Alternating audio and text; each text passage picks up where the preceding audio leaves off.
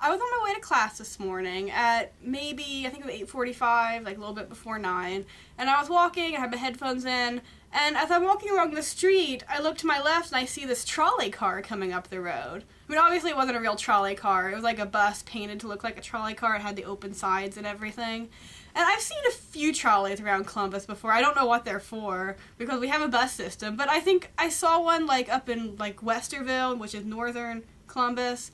And I never know what they're for, but as I get closer, I hear like this drumming from it. And then I hear people yelling. I look at them, and I notice there's all these people crammed in, and they're all wearing black and yellow. And as I get closer, I realize that they're doing something for the Columbus Crew, which is our local soccer team here. And because their colors are black and yellow.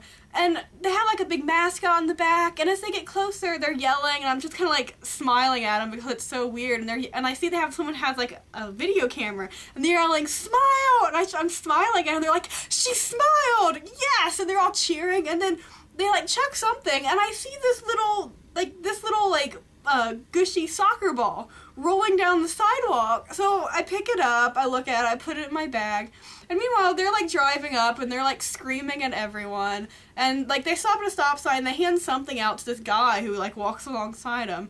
I have no idea what they were doing. Like I assume they were doing something to promote the crew, but I don't know like what this was for, but I did get a little gushy soccer ball out of it.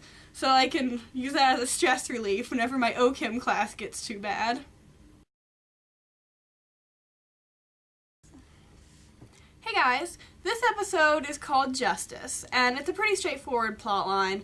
The Enterprise, at the beginning of the episode, they've just finished settling a colony, and right after they do that, they realize that there's another M-class planet in kind of the adjoining star system. So they go over there, and they make first contact with these people who call themselves the Edo. So they beam down an away team, and they realize it's a really nice planet, the people are really friendly, so they're kind of considering letting their crew have shore leave.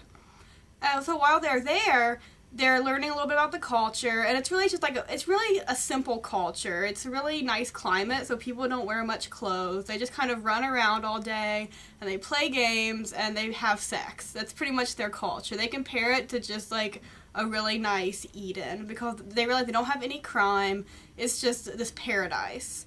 But it's kind of like not as good as it seems because Wesley accidentally just kind of like falls into a greenhouse with new plants, and they find out that their crime for any or their punishment for any crime is death. No matter what you do, if you break a law and you're in the zone that's been like selected for punishment for that day, you die. So they're about to execute Wesley, and the away team stops them. So Tasha and Riker and Worf stop them from executing them, but there's not really much that they can do because they have to abide by the Prime Directive. But while this is going on, and while they're making contact with these people, up in orbit, Picard and Data are getting kind of like this shadow on the sensors, and it turns out that it's not a glitch. It's this weird vessel that's kind of half in our universe and half kind of out of phase, like somewhere else. And they don't really know what it is. They're trying to make contact. It kind of makes contact with Data, but they can't really figure out what it wants, other than the fact that it views the Edo as its children. And whenever Picard mentions this to the Edo, they say that is our god, because they even beam this woman up to the ship and she sees it and she just kind of like bows down to it and recognizes it as their god. So this thing, their god, is upset because the Enterprise wants to get Wesley back and not have Wesley executed. So it's just kind of like all of their ideas of like justice are really like crashing into each other because the Edo want to execute him. Picard obviously doesn't want Wesley to get executed, but with the Prime Directive, their own rule, they can't intervene. And then the Edo's god above the planet, they want the Enterprise to leave, and Data says like if they were to intervene, if the Enterprise were to break their own Prime Directive, then the Edo's god would probably be mad, and it has a lot of power. Like it doesn't really do much to the ship. It stops their transporter beam at one point, and it cuts off their communications to the planet, but they know that if it wanted to, it could probably destroy the ship. So a lot of the episode is just trying to figure out what to do, how to save Wesley. And at the end, Picard gives this like really short speech to the Edo's god, and it lets them leave with Wesley. So as far as the plot goes, it's really simple. The first thing that you notice about this episode is all the scantily clad people and all of just the sex in the episode. I don't know, like, I feel like I didn't realize this when I was younger, but there's a lot of, not just sex, but, like, a lot of just, like, innuendos and stuff in Star Trek. I mean, obviously it's not that, like, blatant about it, but there's a lot in there. I feel like watching this when I was, like, 8 to 12, I didn't really get that. But watching it now, especially this episode, because people are just running around half naked and, like, just, like, hugging each other, and then whenever they take on the away team, whenever the away team beams down, they're like, come, we must play. Like, what? Like, we must play at love. It's like, no. This is so weird. I feel like they really went overboard with this episode with that. Because the entire episode is just them running around and making out and being happy, and it's just a really weird culture. And their outfits are ridiculous. So, like, the men wear these, like, really weird, like, crossed shirts. The women are pretty much wearing bikinis, and, like, everyone's wearing really, really short, like, shorts and skirts. And it's a really weird planet. I don't know. They don't do that a lot in Star Trek, but I've noticed there's a lot more of it than I thought that there was. Just, like, weird, like, I don't know. Because, like, in my mind, Star Trek is just awesome. People running around having fun and stuff. It's like, oh, there's sex in this. This is kind of weird. I was 8 and I watched this. But that's the first thing that you notice about this episode. And, like, Wesley in the episode is kind of awkward about it because he's like, I'm just going to go over here and play with people my own age with, like, play baseball or something with them. That's how I felt watching. It's like, I don't want to see this. This is weird. But if you can get past that, it's a decent episode. It reminds me a lot of Code of Honor, which I think that was a 3rd or 4th episode. Because where, like, Tasha gets kidnapped and they want to rescue her, but they can't, kind of, because of the Prime Directive, and then they need the people's antidote. It's kind of like this episode. It's more focused on the Prime Directive here, because the only reason that they can't, well, they can't rescue Wesley for 2 reasons. Because of the Prime Directive, and because this mysterious power might destroy their ship if they do rescue him. So it kind of puts Picard in this quandary because he doesn't know what to do. Because obviously he can't let Wesley get executed because he's this 14 or 15-year-old kid. He didn't do anything wrong by Picard's standards. But by the people on the planet's standards, he deserves to die. They admit that it's sad, but they say before they instituted the system of laws, they lived in chaos. They had a lot of crime, but now they don't even really need police even because people are so in fear of breaking any law because they never know if they'll be executed or not. Because what they do is they set up a zone like each day, and if you break a law and you're not in the zone, you'll be fine. But you could be in like the zone of execution. So they have like no crime on this planet, which is great. But even if you do something as simple as like walking on the grass that you're not supposed to, or just crossing any barrier or doing anything, you automatically get executed right then. And Picard kind of tries to convince them that this isn't right, but they're saying this is our system and you have to respect that. So they're not going to give it all. So Picard comes to the conclusion, they have to rescue Wesley.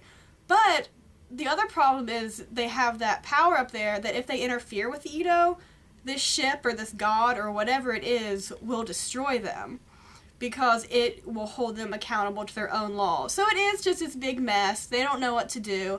And in the end, they kind of skip around it. It's kind of like a Deus Ex Machina because Picard does break the Prime Directive and he does entirely screw up these people's justice system, but it's like it's okay because he convinces their god that it's okay. Because what he does is he gives this really short speech. He's about to beam up, and the thing doesn't let them beam up. It disrupts their transporter beam. And all he says is a few lines, kind of along the line of, you can have no justice whenever a law is absolute. That's pretty much what it is. There always has to be some sway or some give in the law. And then it lets them beam up, and they leave, and everything's fine.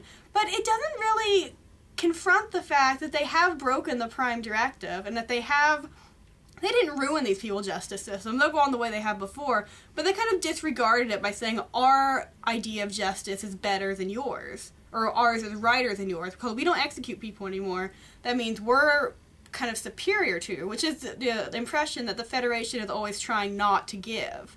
But by having Picard appeal to this higher power, and having that power sanctify or justify it, it kind of bypasses the entire issue that Picard just broke their own Prime Directive. I'm not saying that they should have let Wesley die, But it kind of nullifies the entire point of the episode because they didn't resolve anything. They just said that, you know, you can't have justice, the law is absolute. The thing was like, oh, okay, that makes sense, you can go now. But nothing was like, it's just nothing was resolved. It's just like, yeah, Wesley lived, but I don't know. It's kind of one of those episodes that they're trying to make a good point, and it does bring up some good arguments. Like, you could actually discuss a lot along these lines of the ideas of justice, but it just kind of fizzled out. It starts it, but it can't finish it off. It doesn't offer any resolution. So I thought that was kind of annoying.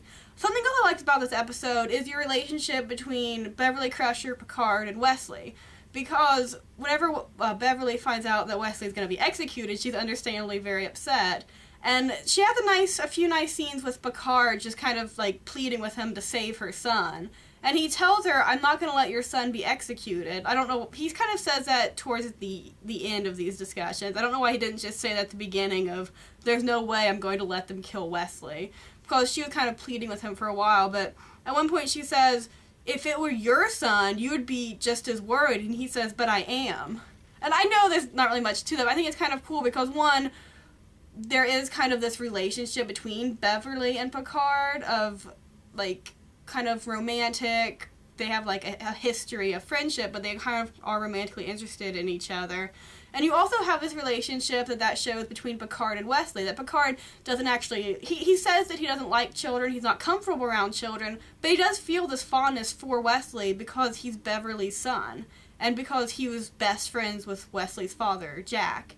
And it's just kind of this cool relationship between the three of them. It's not really like a family unit, but it is building on this whole thing where, like, Picard is kind of Wesley's father figure, which has been going, and Picard and Beverly's relationship. And this is one of the first times that we really see a big interaction between Beverly and Wesley. Because they lived together. They had a few scenes talking to each other before, but this is the first time they actually show a lot of emotion towards each other. But like, wow, this is actually her son, and she's actually really worried about him.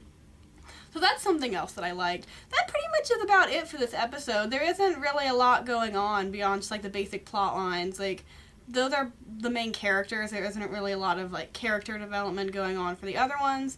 But as far as this episode goes, it's not one of my favorite episodes. Like I said, nothing really gets resolved. They try to make a statement. They don't really do a good job at it. They kind of fail. But it is just kind of a fun episode to watch. I just found out something entirely shocking, and therefore I kind of have a confession to make, because I literally just now figured out that Nicholas Flamel was a real person, because apparently today's his birthday, but I didn't know that he was real. I thought he was just a character made up for Harry Potter. I mean, I'd heard of the Philosopher's Stone, I knew that that was supposed to be real, but I didn't know that this guy who was supposed to be actually the one who created it. And I don't know how I didn't know this. Like, I was 9 years old when I read it, but you'd think that in the past 10 years I would have figured that out. But, I don't know, I just found out he was real, so apparently, you know, you learn something new every day. It just takes a really long time.